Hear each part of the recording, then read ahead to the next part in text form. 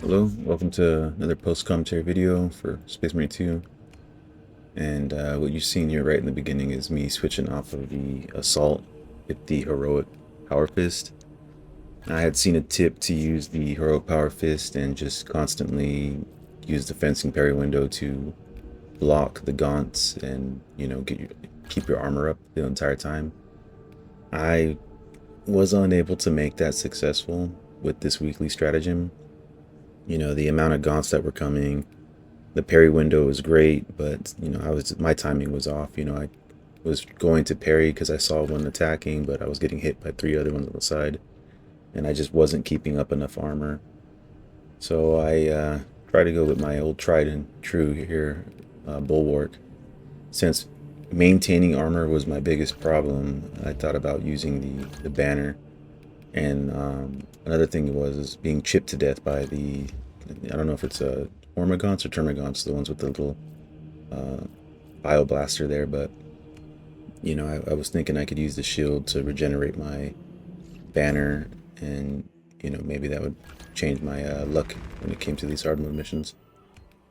But one thing I did not do, and I usually stick to the power sword, the fencing power sword, and I took the heroic one, and the balance window and the fencing window, I'm it was a little bit too much for me, and I was also kind of missing the swing speed. So I was a little off track with that, but for the most part, this was the better call for me. It's a style of gameplay that I'm a little bit more used to, and the extra power wave damage was good for the crowds. So yeah, this is a hard mode stratagem. We ended up succeeding this one. This was about my 5th attempt. I only had one successful attempt prior to this, and by successful I mean getting to the end of the stage and getting about half of the boss damage down. And I have footage of that, but I wanted to upload a successful run here. So here I am. I'm already using the banner shield. I wanted to use it early, and I wanted to use it often, and I hope I accomplish that throughout the rest of the video.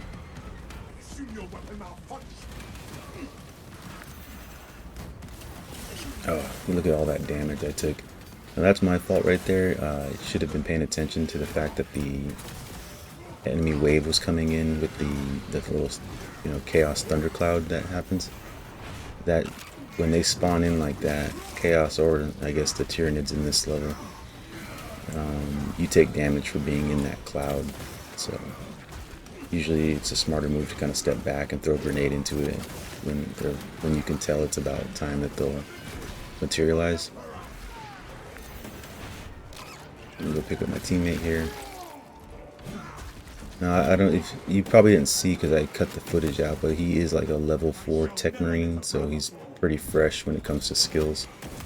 But this Zerial guy, he's the money maker for this match. We all do really well, but he definitely was our anchor.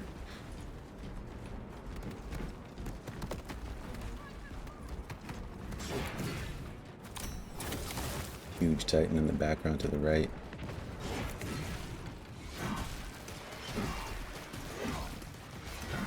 Yeah, see, here's what I'm talking about. Like, you can just get chipped to death by these little guys.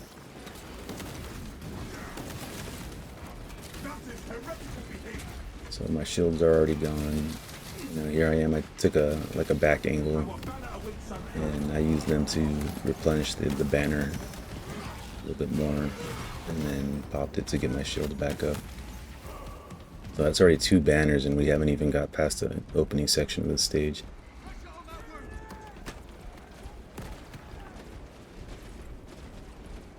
Already low on ammo with my plasma pistol.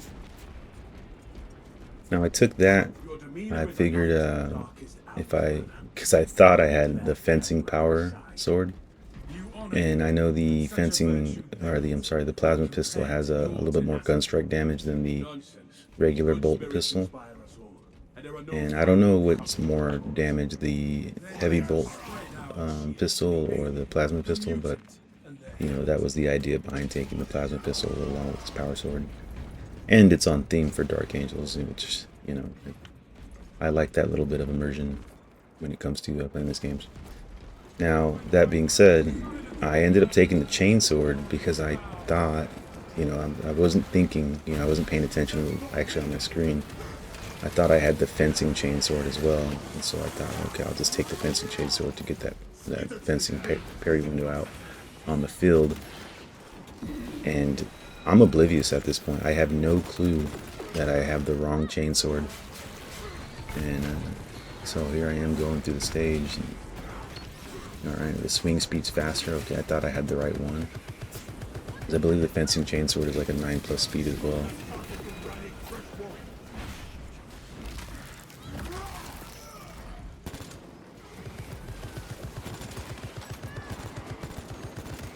So I'm eyeballing my banner around here. Not happy that I lost my armor. And I think I pop it right here, which I think it was a bad move. The reason I did that is the Tech Marine 2 was on the right hand side, and I thought it was an enemy. So before he did any damage to me and I lost actual health, I thought I should pop the banner and get a shield segment going. So it was a little bit of a waste in that moment.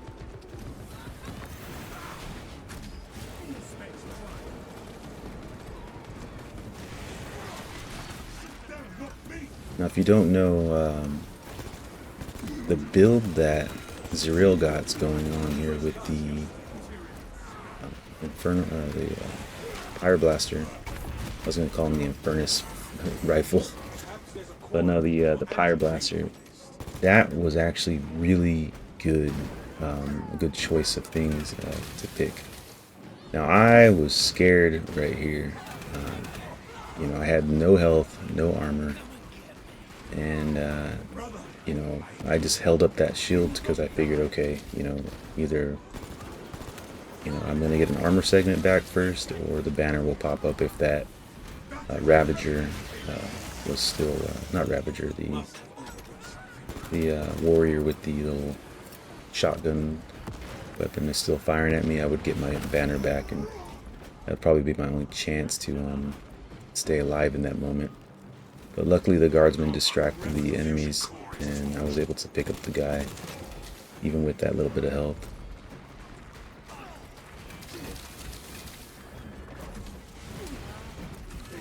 So yeah, look at me there, spamming the parry button to, I thought the attack animations were coming.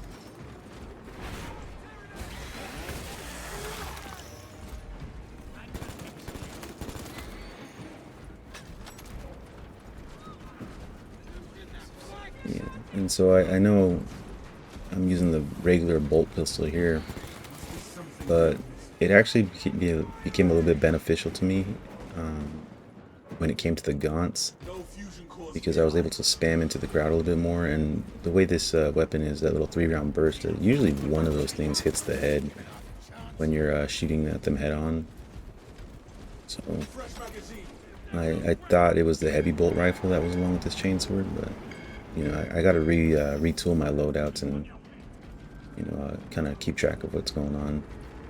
My suspicion here is maybe I was like looking at our new heroic weapons and I accidentally selected them and switched out the loadouts a little bit.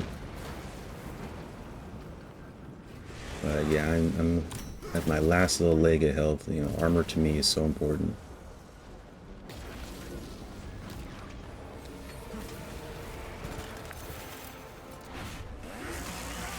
Thankfully I got that guy. I'm getting some blocks off, but without that extra fencing window, you can see that I'm messing up here. Thankfully my banner came back up as this little crowd of enemies came up. And, you know, these guys can chip you to death.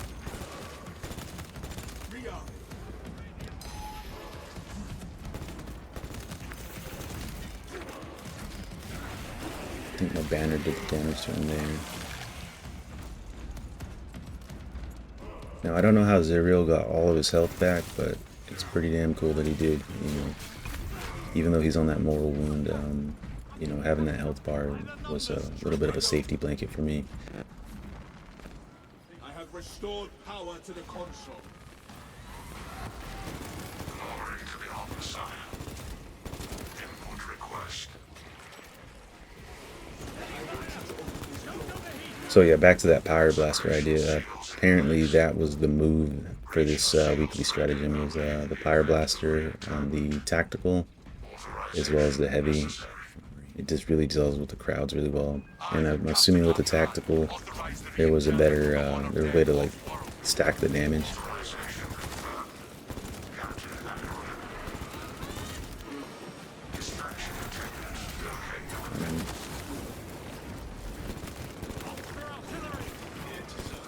Would have been pretty cool to have a vanguard in here so we can get health back on executes when it came to the extremis weapon from enemies. Pulls back up, no mortal wound. Now this section down here has been the end of my run a few times in the previous matches, previous attempts. Luckily, my teammates were on top of it.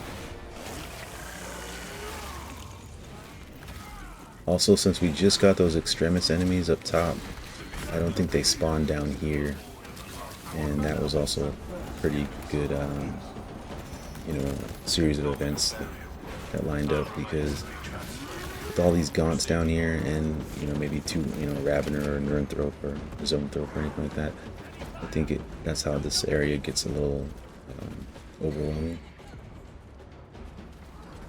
And so I'm sticking to the objective, I'm doing the escort. Whatever my teammates are doing, they're doing great because they got all the enemy attention. Went after that guy, and I was also looking for a med kit of any kind. You know, I thought maybe around the pillar here, maybe there would be something hanging out.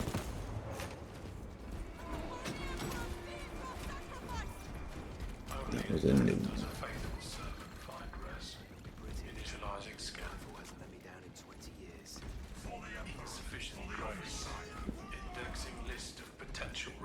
Did I miss it for the Emperor? Oh, there it goes. Yeah, I always try to give it back, you know, it's positive vibes.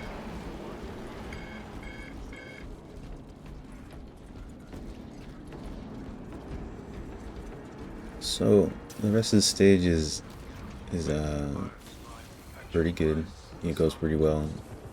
But allow me to jump into my miniature update here. And I am happy to report that my Captain in Gravis armor is done. Here he is in all his glory. You know, pretty happy with how he came out. The edge highlighting, I think, was pretty crisp. You know, I did his fingers, I did his gauntlet, his face. I stuck to my guns with the plan of just putting moot green on like the parts that I think would catch the most light. So like the edge of his gauntlet, the top of his head, I guess the most forward point of the face mask where the nose would be, and parts of his knees, but I didn't put it everywhere, you know. So he still came out great, and that's because the warpstone glow on top of the Caliban green that's been washed with known oil really stands out. And so, you know, he looks pretty good in my opinion. I took my time with him. Now I will say that even though I painted every piece with utmost care, and when I was assembling them, you know, some of that glue and some of those scrapes kind of took their toll on him. But he looks great, you know. So, you know, here's the servo skull that follows him. I ended up adding more paint to him. I noticed that the antenna there was still the black. I ended up using a Balthasar gold to give it like a copper antenna look. So he's painted. I could go in and do more like highlighting, but I wanted to finish this guy. It was 2 o'clock in the morning. I had my last like painting session on him, and I wanted to get it done so I can get this video out to you guys. So yeah, I used Mephiston Red on the power cable, Lead Belcher on the armored cable there, and here's a side profile of him. That's Mephiston Red on the cape, and I did do some dry brush highlighting on the raised edges with Evil Sun Scarlet. And for the sword, I followed the color profile from the book, and once again, hindsight 2020, I got to make the pommel gold. So since those are a little like they're not like tucked in or anywhere, I think I can just do that quickly. But I'm using corn red on the weapons, you know, and I use the lead belcher on the teeth and the little edge guard, blade guard, and the motor. And let's see, here's the back. Now I did 3 different colors on the drum. So I have the corn red case, I have the gold on the skull, and then lead belcher on the rim of the drum. And you probably can't tell in this picture right here. Oh, here it is. Here's a good picture of that. But I used Balthasar gold again for the clamp, because I was looking at how the lead belcher was settling it on that area, and it started to look like one big blob of lead belcher where the belt meets the canister. So I needed something to differentiate that, and I used the Balthasar gold on the drum clamp to kind of make that stand out, make that object stand out against the corn red and the lead belcher. So that's why I went that way. I also used a copperish color Balthasar gold on the casings of the Boltstorm rifle, or the Boltstorm gauntlet, you know, for the ejected rounds. And that has lead belcher on the back and of the firing, not firing pin, the ignition primer, firing primer. You know, I don't know how the bolters work, but you know, that part of the bullet, or the bolt round. And if you're looking at his left shoulder, I ended up going with the Gravis armor upgrade sprue as well here, just to make him match. I did show you that in another video that there was like a chunk of armor missing, but with his arm up on the left like that, you couldn't really see into that area, and it didn't really stand out too much or make much of a difference here. Or I guess you couldn't say you couldn't really tell what was going on in that inner arm. So I ended up going with the upgrade sprue, and I'm pretty happy that I did. So here's another front profile of him. You know, glad this came along as well as it did. Here's an upgrade, close-up look of that upgrade shoulder, and you know, this was a little bit of a rush job, and I can tell now that I'm looking at the picture. You know, it didn't come out as clean as the other parts of his armor, but that's because I did this so late in the game. You know, it was fully painted up. It was just the decision of using the original shoulder or this shoulder, and you know, I went with it. So forgive me for not having it as clean looking as some of his other parts. So here's me making my decision.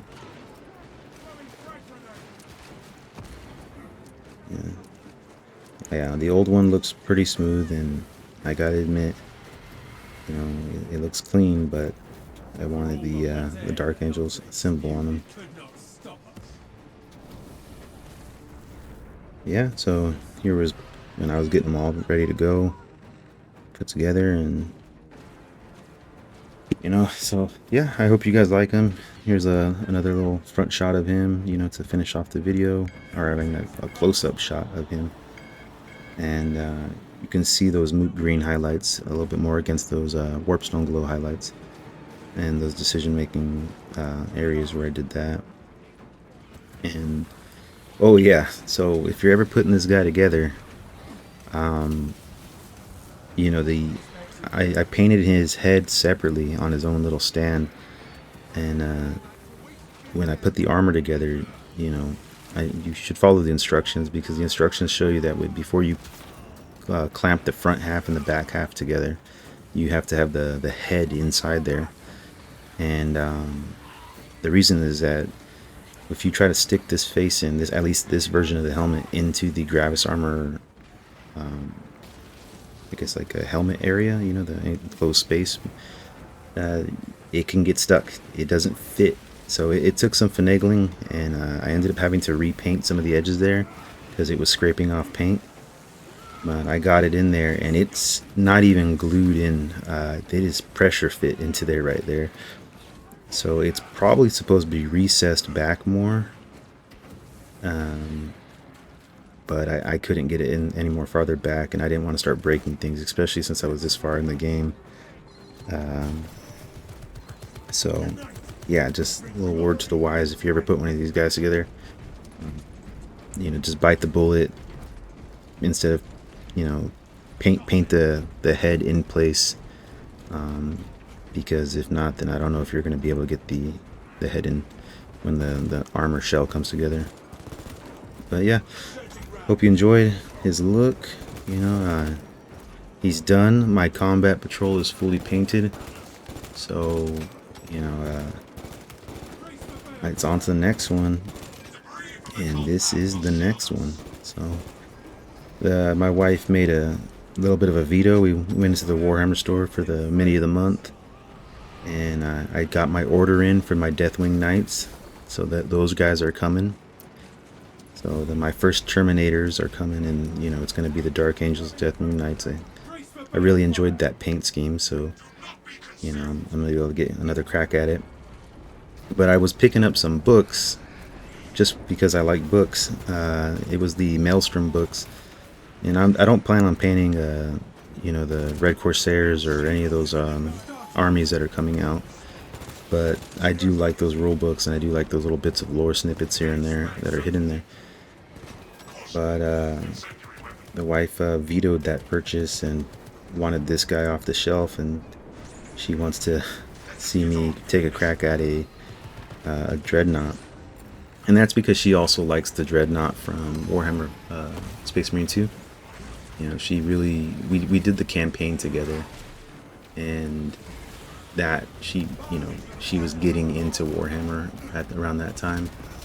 You know, after all of those years of me talking her ear off about it. And when that Valtis Dreadnought came through and, you know, killed the Hellbrute, she was like awestruck about it. So she's had her eye on one of these for a while, and since we were trying to hit the $100 purchase for the new coin, and I had the Deathwing Knights coming, she said, why don't you drop the books and get this guy instead? And you know, the rest is history. So I will start painting this guy. I will keep you guys updated. He'll be the focus of the videos going forward. You know, he's going to be a Dark Angel. I will look up some Dreadnought names for Dark Angels. Maybe, I don't know. I don't want to jump on the lore bandwagon if I'm not using them correctly. But I know you're supposed to put the name of the Space Marine that's inside the Dreadnought on that front tag. So yeah, let's get back to this gameplay. Hope you enjoyed the Captain Mini, and I'll get some glamour shots of all of the guys together once they're all based up. Where are we at right here? So Murple's down again. Zeril lost his he no longer has a mortal wound. I still seem to be on that last little bit of health. So yeah. Ooh, lucky. Now, thankfully I had all 3 armored things, because he just took 2 of them out, and if I didn't have any armor, I think the pass-through damage would have been enough to kill me. Now this is what I'm talking about, where a Vanguard with the health back on extremis skills would have been great.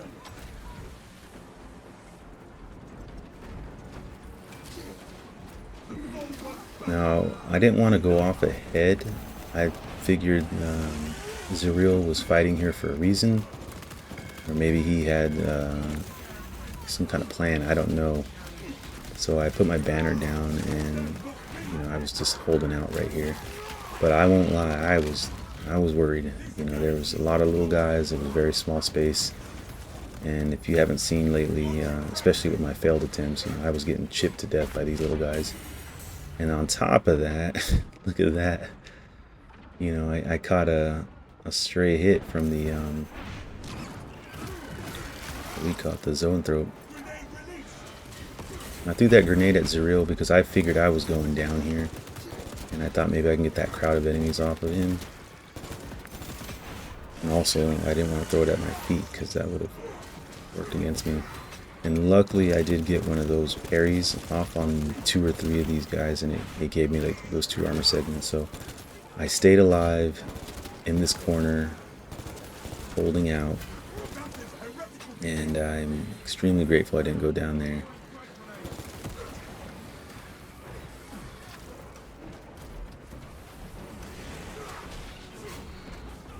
So I thought maybe there'd be a med kit back here. There was armory data. Was not concerned with it. You know, my goal was just to get the 200 points and, you know, have a successful run.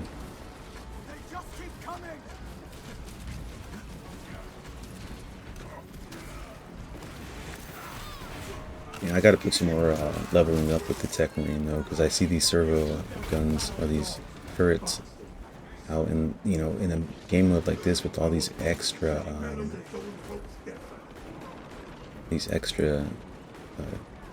spawns. It would have been great to have those things to rip it up. Now I was not concerned with the zone thropes. What I was concerned with was getting health. If you saw when we were in that corner, you know, one of those hits took all my armor away, and I didn't want to be caught in the middle of the field with the Helldrake. And so I do know that you can get items on the side here. Sometimes there's med kits and so on. That's why I ran off ahead looking for those. And I should have went all the way to the all the way down this hallway. Because sometimes there is stuff at the very end.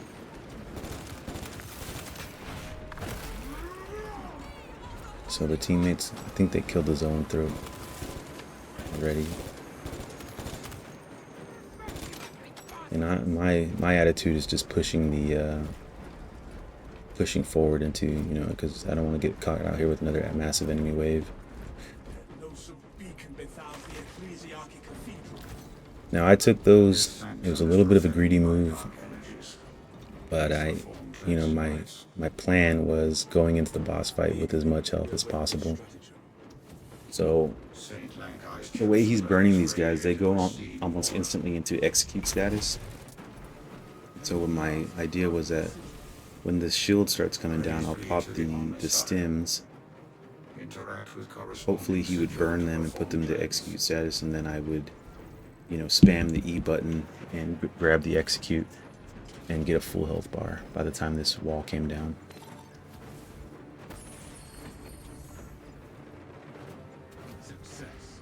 So here I am, and then boom, it worked just as I planned. So now I'm a pretty happy camper going into the boss fight with full health.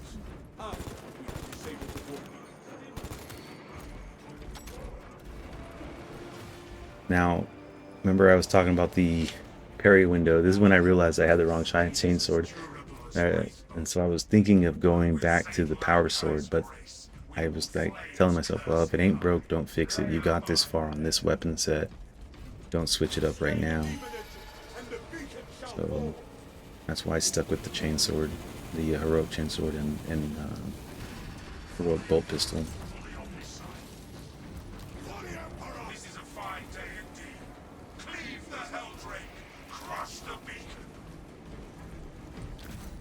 I grabbed those, and like I said, greedy play, but you know. Oh my god, there was a guardian relic right there. I didn't even notice that until now. I should have at least pointed it out for my teammates. I didn't realize that was there the whole time.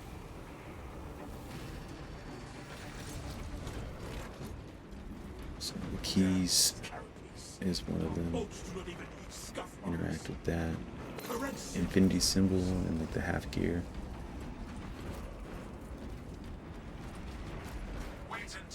Going for it.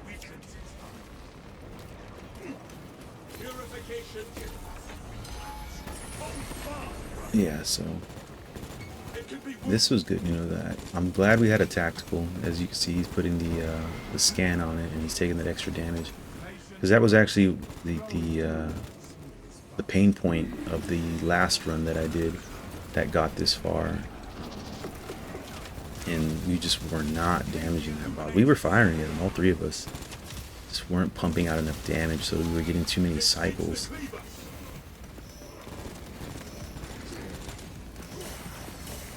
I took so much extra damage, and I was a little disappointed.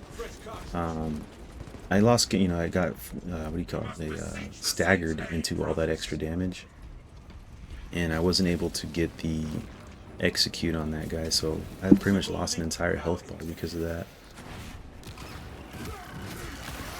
You know, hindsight's 2020. I should have been fighting behind a pillar, but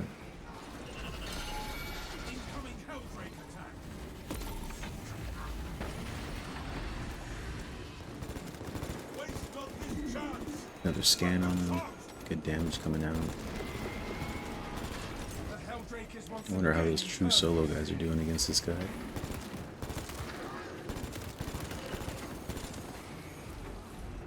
I'm low on ammo, so here I go. When do I figure that out? I have to, but notice.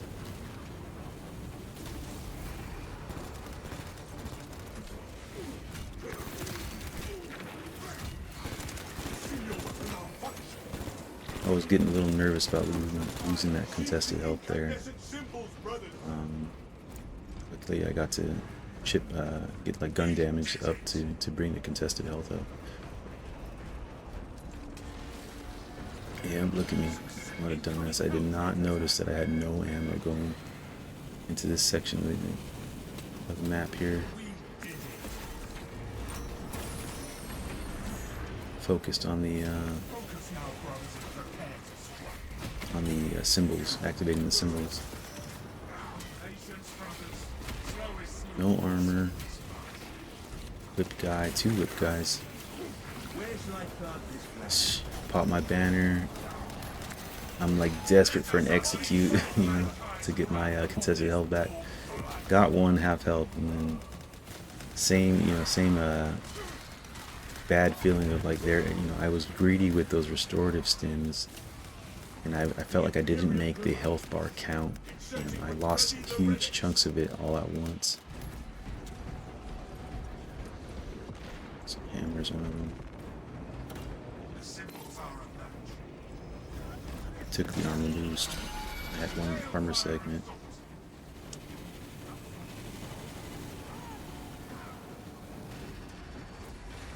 The Helldrake is once again impervious. Is that like that was a great shock grenade. We will drop this fell Is that it? all the quicker with the There's Saint's one. guidance.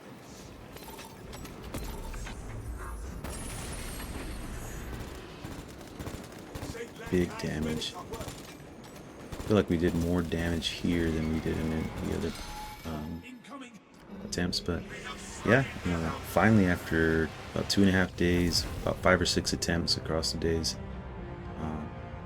only one of them got to the boss. A lot of them, the runs died at the Helldrake run, you know, where you have to run through the fire. But we got the W.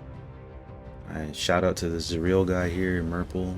Zerial, his build, that Pyre Blaster, that really was the move. So, you know, I would almost say he kind of carried the run because of that.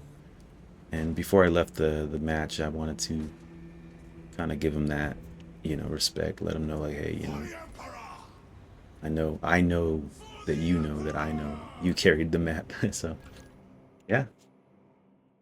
That's the end of the video. I hope you guys enjoyed. I will keep you updated with the Dreadnought. And if you made it this far, thank you for watching. And I'll see you in the next one.